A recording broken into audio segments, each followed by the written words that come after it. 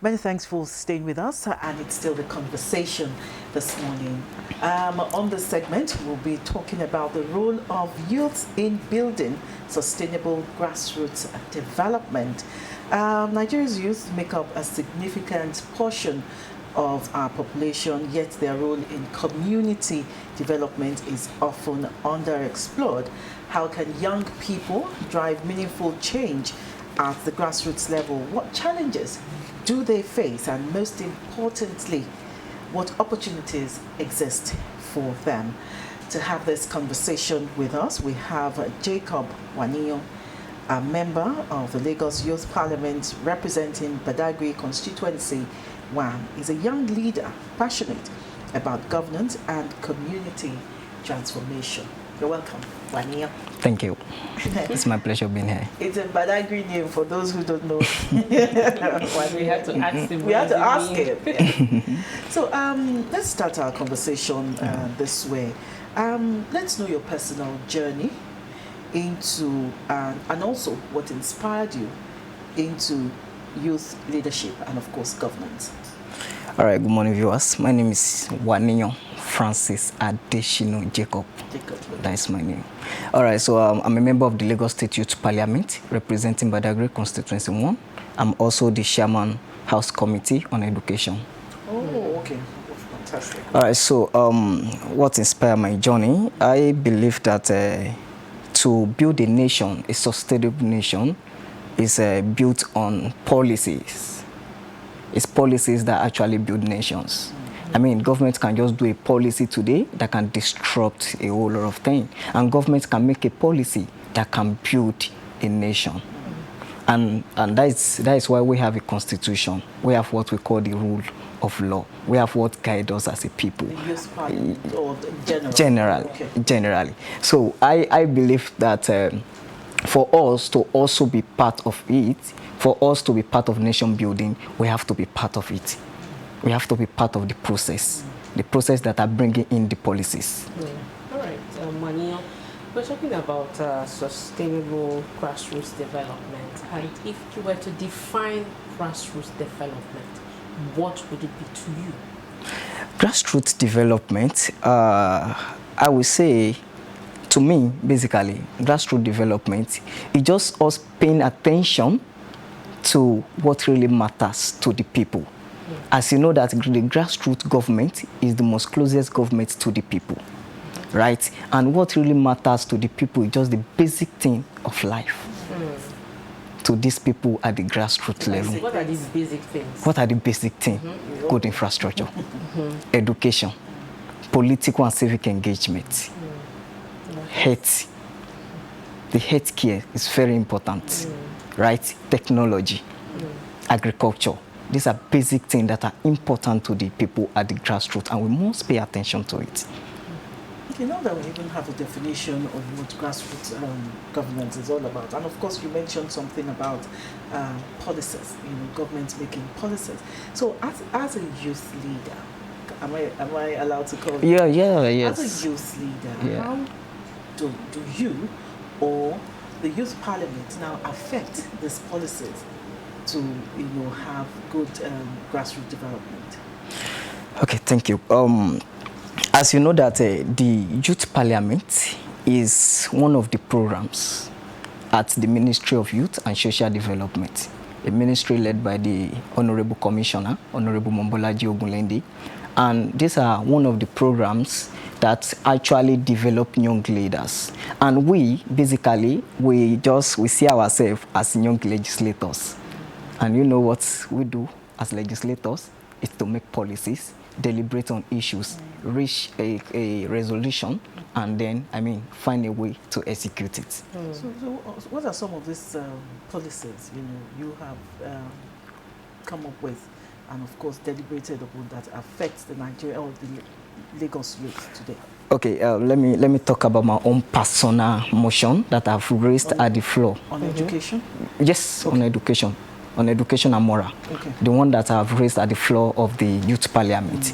And I call it the reintegration of the voluntary youth organization back into our public schools. The what again? The reintegration of voluntary youth organization back into the public schools. Okay. All right, let me break it down for you.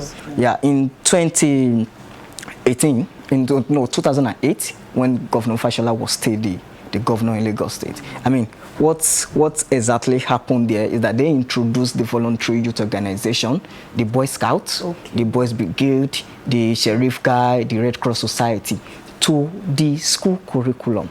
And those are the extra curriculum activities in the school.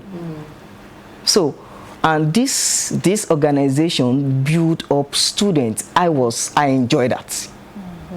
I enjoyed that. But looking forward to today, I see that there's a decline in that area.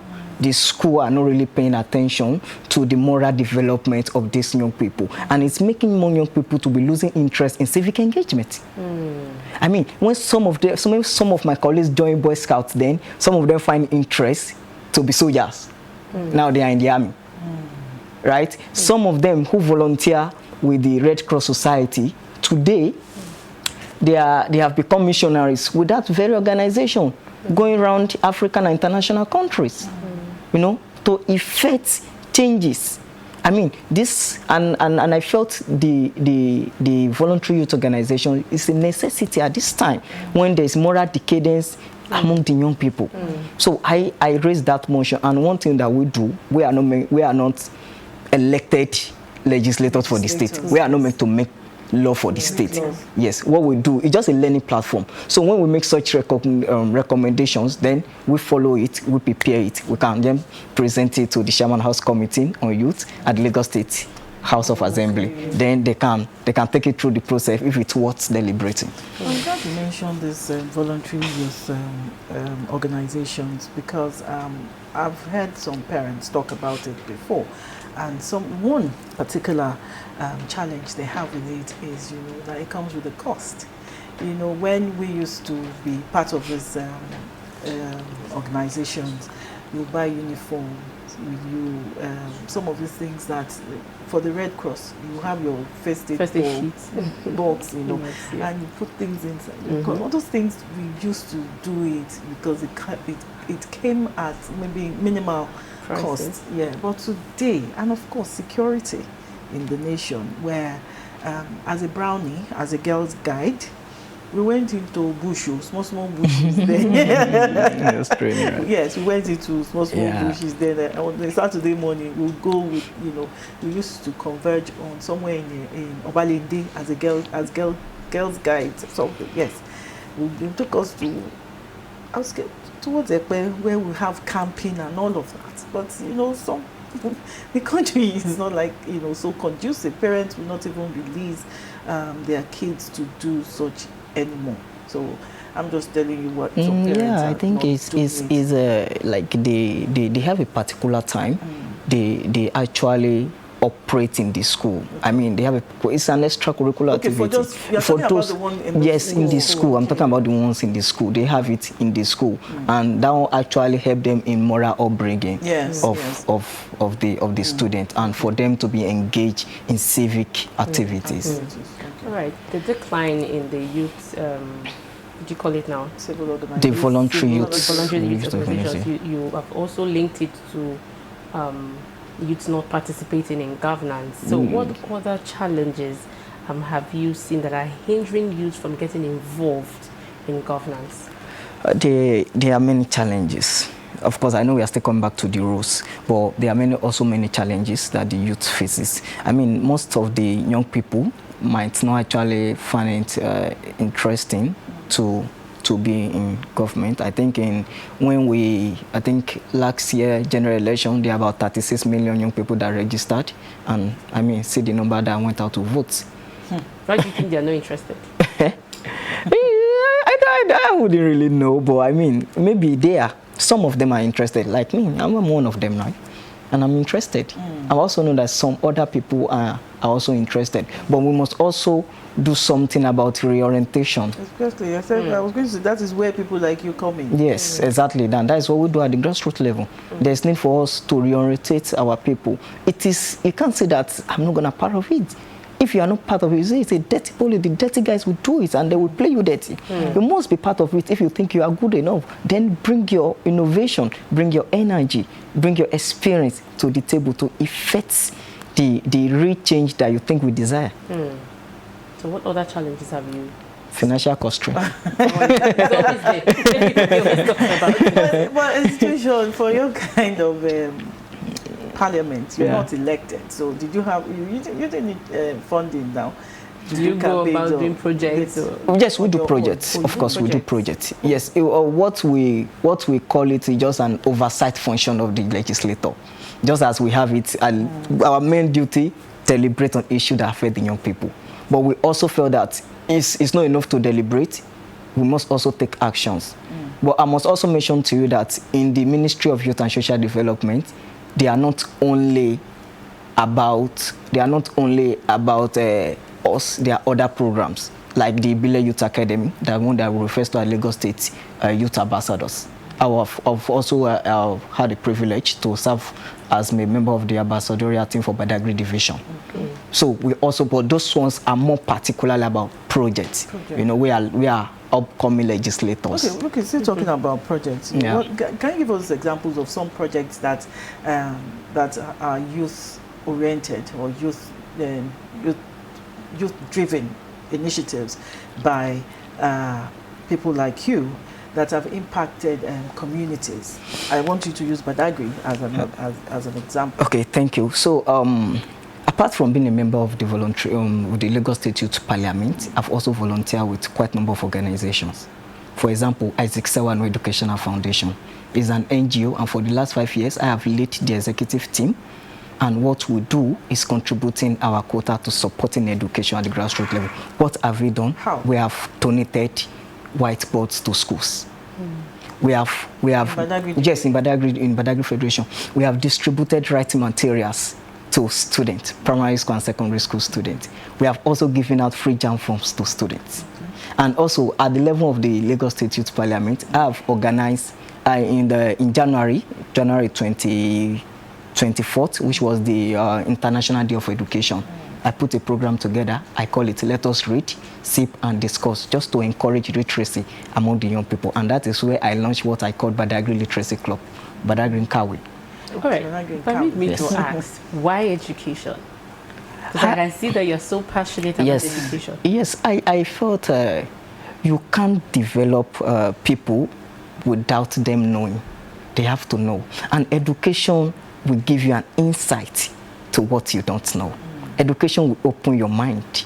Of course, education might not necessarily make you a rich person, but education will give you the innovation. Education will give you the thinking faculty. Education will enable you to think outside the box.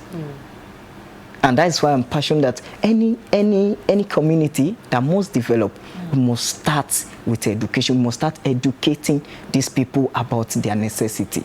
I mean, even when you come to it, we still need education to tell you that this is what you should drink, this is what you shouldn't take, this is what you should take, this is what you shouldn't take. When you come to environmental challenges, I mean, the climate action, we still have to go out and tell people, we still have to upcycling, recycling, and co. We still have, it's all based on education. It all starts and ends with it. And that is why I'm passionate about education. So passionate. And also, I don't just do, I also volunteer as a project manager for Tech Now Global, where we teach young people on underdeveloped community, unprivileged people. What we teach them digital literacy. I have been to many schools teaching them about the basics about the computer. It's still education. I haven't talked about all you've done to impact communities, especially in the area of education in Badagry. Generally, do you think the government or the society give enough support to young people who want to make a difference? I would say that Lagos is unique. So yes, I know Lagos. I know Lagos is unique, so and you know, I'm more judge. Yes, but I will say that we will continue to ask for more support. I will say the government is trying their best, and what the individual private organizations also are doing, and that's why I commend most NGOs. What they do is to complement the effort of the government. So I believe that the young people still need more support. How? I mean, many young people might have entrepreneurship skills. They need support to invest. I read about 2 weeks ago about the guy who started Money Point. Don't mention brands here. Oh, okay. Otherwise, you will have to pay for it. I'm just trying to say how he got funded by somebody. So I think if young people have innovations like that, the government is the responsibility of the government to support them in funding their ideas. Okay, how important is also vocational skills, in equipping youth to become that change that we want to see? Yes, it's a vocational skills is a necessity. I have it, and I think I have it in while talking about the roles of the young people in the development of the grassroots. Vocational skills is a necessity at this age. It is, and also I think we have to commend the government of the day, the Lagos State government. I mean, I think in every local government now we have vocational centers where the young people can actually go to and get trained, maybe in tailoring, catering, and co. I mean, so I think the young people should also get skill, because if you claim to be a young person, and we want to give you opportunity, but you must also prepare yourself, and that's why sometimes we say opportunity meets preparation. When you prepare yourself and the opportunity comes, you can easily grab it. You can easily grab. So vocational skills is another area the government and the private sectors also must pay attention to in developing the young entrepreneur at the grassroots level. Okay, looking at the youth themselves, do you think that they are willing to be part of governance? Yes, I would say many young people are willing to be part of government and governance as a whole. I mean, that is why you see many young people are contributing to promote the Sustainable Development Goals, the SDG 17 by the United Nations. Sure. You will see many organizations coming up, funded by young people, coming up to do many things just to contribute to the development of the nation. You see, some of them promote SDG, many SDGs, SDG 1, I think SDG 1 talk about zero hunger, SDG 2 talk about no poverty, SDG 3, I think climate action, SDG 4 is talking about quality education, SDG 5 talks about gender equality. So we have the SDGs like that. Many organizations are now working in alignment with those sustainable development goals. I have to talk about green janitors, founded by a very young man, Mr. Shadi Abdul Salam. And for every World Environmental Day and World Cleanup Day, you see thousands of volunteers across more than 50 locations sometimes coming out, joining that initiative, trying to contribute to environmental sustainability. And this is one of young, and he's from Badagry. Let's have to mention him. I mean, these are young people that we look up to. And now he's also trying to contest for chairman of his local government, along with the CDA in Badagry Federation. Okay, from the body language of many youth, young people, I would address them as that, it's looking like they feel disconnected from politics and governance. The body language sometimes shows distrust with government and of course with governance. So as a youth parliament member, where do you come in and how do you begin to change this attitude of young people towards governments? Well, I think what we just have mentioned is that we need reorientation. Some of them just feel like, I think most young people just base their analysis on their emotion. I mean, things are not working. They just want to blame it on the government. Who do you blame? God forbid, if my child is not behaving well, is it not me you come out? Yeah, of course. They will blame the government, but they also have their own quota to contribute. There's a responsibility. True. There's a responsibility. I mean, developing the nation is not just based on government issue. Even if government are making policies, government are also giving rooms for you to submit your policies to them. I mean, the government, I think the president just inaugurated the national conference committee last week, and the national the Nigerian Youth Parliament is part of it. The National Youth Council is part of it. I didn't occupied by the young people. The young people will eventually. But some people say those young people are selected. No, I mean, all these platforms, these platforms, they are there. They are there. We young people. Let me say, the process that will get you to Lagos State Youth Parliament, Lagos State Youth Ambassador, is it's a rigorous process. You have to register online, go for training. I mean, the state also want to deal with the serious-minded individuals. I mean, you go for training. I passed through the same training. Went for 5 or 7 days training. I mean, after that, they select 10 from us from each of the divisions. The 10 actually went for another in-camp. That is camping now. 5 days camping with rigorous training.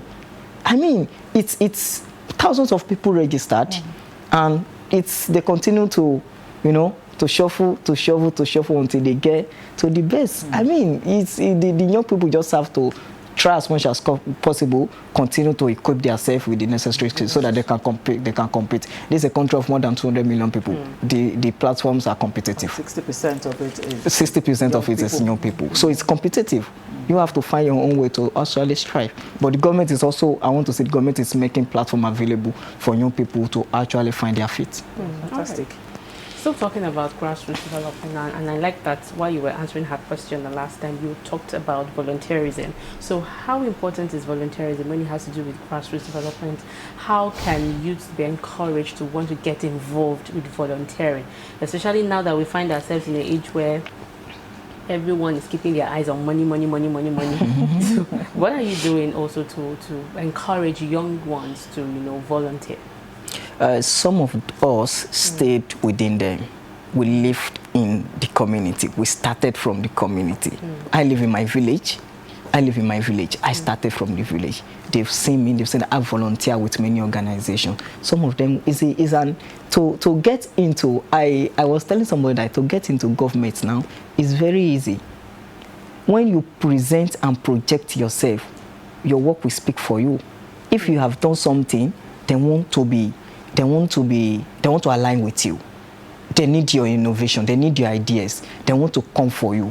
I mean, many young people have strived to project and present themselves to a place that the government felt they need them. I think the Minister for Technology, I think that's what brought him in. What is his name? I can't remember his name right now. That young guy. Yeah, so you saw what he was doing all around with MTN and cool, but they didn't. Another reminder for you not to mention brands. Oh, sorry. You just that the question have to so that I can. This is a typical example of what we can see. They are obvious, so that you know that we are being sincere about what everyone is doing. So volunteerism is an easy way to get into government and governance. It's an easy way. Yeah, it's an easy way. When you volunteer, when you do things, when you bring up initiatives and you continue. And another thing is consistency. Exactly. You must be consistent. You must be consistent. Okay, the older generation see young people, trying to pass their message through activism, most of the time. What are some other practical ways that, young people can voice out, their needs without being abusive or calling our leaders names? Are you aware of the one that happened over the weekend about the young lady? Yes, but I would love to talk about it. Yes, but so what are the ways, other ways young people can air their concerns? We can't take activism away from the young people because they're energetic. The energy, the youthful exuberance will always drive us. So you can't take that away from us. And I think it's a freedom of expression. It's a fundamental human right. They should be allowed to express their view. Government must find a way to accommodate their view. And as I've mentioned it, the other way of also hearing your view is getting involved. It's getting involved. I know many young people are running away from it. You can't run away from it. Because they don't trust the process. That's just it. And that's why I mentioned it earlier that, look, young people, youth in Nigeria, do not trust the process. And, it's a gradual process from people like you who can change the narrative. So, you have also said there's so much distrust. They don't trust the Nigerian youth, do not trust the process. Yes, I understand that there's a distrust, but I mean, they must also find a way to also bring in the trust they think we needed. They must find a way to bring it into the system. And also, you can't say that these people, they are not concerned about us also. I mean, they are concerned about how the day-to-day activities of the country. They are concerned about how the country operates. I mean, they are the forefront of the country. They understand everything. They are making the policy. They are executing the project. They are executing the policies. So they understand. The young people must find a way. If government is bringing initiatives, you must find a way to be part of it. And that's why I said volunteerism is the easy way to get involved. Because when you volunteer, if you check that committee that was inaugurated, you see that many organizations are there just to contribute. I mean, when you are part of the organization, it's part of you to submit your observations and your recommendations to the government. And I believe that when such recommendations have been submitted, follow-up will be done and it will be implemented. All right, let's also look at the role of community leaders, traditional rulers, and even our religious leaders in also supporting youth initiatives. Yes, it's very important that we work together, both the traditional rulers, the youth leaders, and the religious leaders. We work together. What's the relationship like? Yeah, I think in Lagos, Lagos is a diverse community, but I think in Lagos, I think the relationship is, I mean, for my area, from what I see, the relationship is encouraging enough. I would say the relationship is encouraging enough. I mean, we must from the church, from the monks, from the religious bodies, we must continue to support youth initiatives. The traditional rulers must also support them, because the youth, the young people, they are the backbone of any society. You can't do without them, because they can bring down anything if they wish. They are the backbone of any nation. You can't do without them, and that is why their voices must be heard. Their voices are necessary. Their contributions are important to nation building at the grassroots level. Okay, if the country, truly has harnessed the power of youth in grassroots development, what kind of transformation can we expect, in Nigeria if youth are truly involved, since they form part of the larger part of the population? Yes, there will be transformation, and the transformation must start with technology. Without fighting on social media. Yes. Yes. I believe the young people, I can tell you that many young people are not sleeping. Many young people are every day equipping themselves. They are not lazy youths. They are not. They are not. They are not, as the former president said. They are not, actually. They are not. Many young people are really striving, and you see, Nigeria, you can't take resilience from the young people in Nigeria. I mean, amongst everything that's happening in the country, you see many people striving on their own, the young people doing things on their own. In Nigeria, if we accommodate enough young people, there will be transformation, especially with our technology. technology. Yes. Anyway, just before we go, what should we expect, from the newly implemented youth confab of last week? What impact do you think that would have on the society or for the youth? I think basically, one of their duties is to make sure that they accommodate enough recommendations and suggestions from the public, from the young people. They should work on presenting such resolutions to the government and giving them a proper way to implement it. So I believe that the committee will work and make sure that they actually reach out to enough young people as possible to get their recommendations. And also do follow up for the implementation of such recommendations. Very important. I don't know what question for you. As a representative from Badagry in the education sector, what's your view? This is your own view on history coming back to schools. Yes, history is very important. Thank God I came from a very historical city, Badagry. I mean, in 1842, the first missionary journey started from there. So it's a very historical city. And that is one of the reasons why I launched the Badagry Literacy Club, so that history can be preserved. If we fail to preserve and protect our history, and those things can actually only be done through documentaries and writings. So history, I think, I'm of the opinion that they should bring it back. It's not about opening the covered wound. I think I've read several opinions that why do you have to talk about what has happened, the Biafra war? No. But the people will actually slip away if they don't know where they are coming from. Let us know how we got here. Let us know what brought us here. Let us know how everything happened, how the events unfolded that brought us to where we are. And I think that will will serve as an eye-opener to where we are going.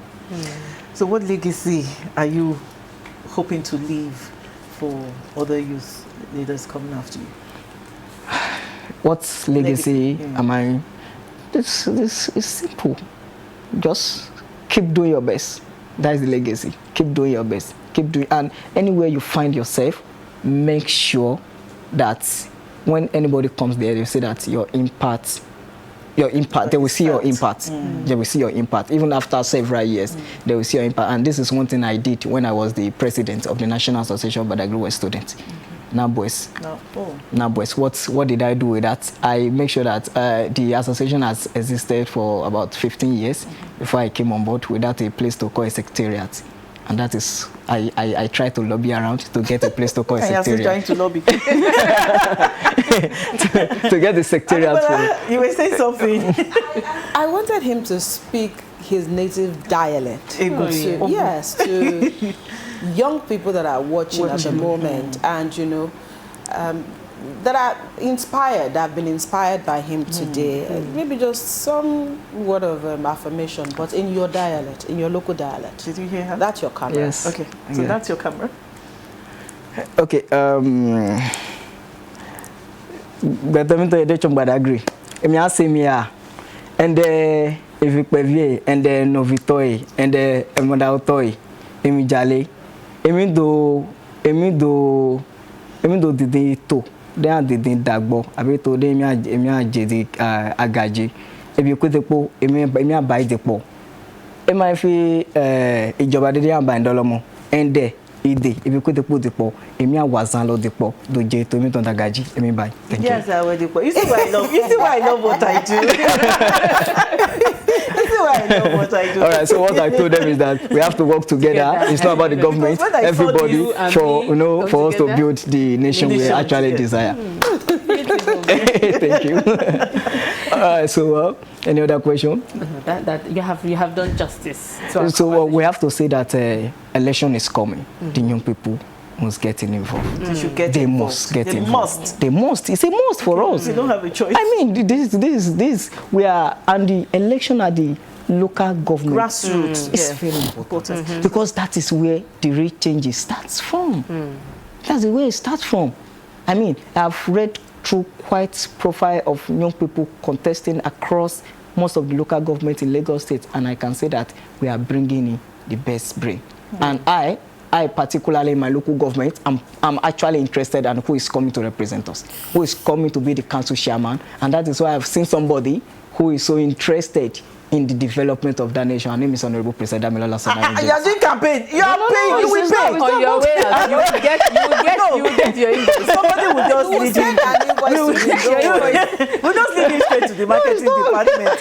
All right. Interesting Thank you so much. conversation we've Thank had you. here. We must thank you so much, Jacob Waniyo.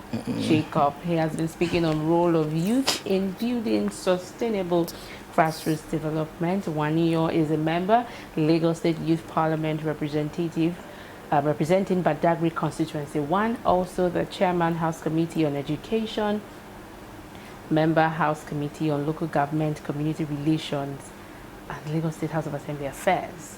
Yes. Because, Your portfolio. Your portfolio. Thank you so much for your time on the conversation, and we wish you the very best. It's my pleasure. Thank you The so much. conversation continues after this. Stay with us.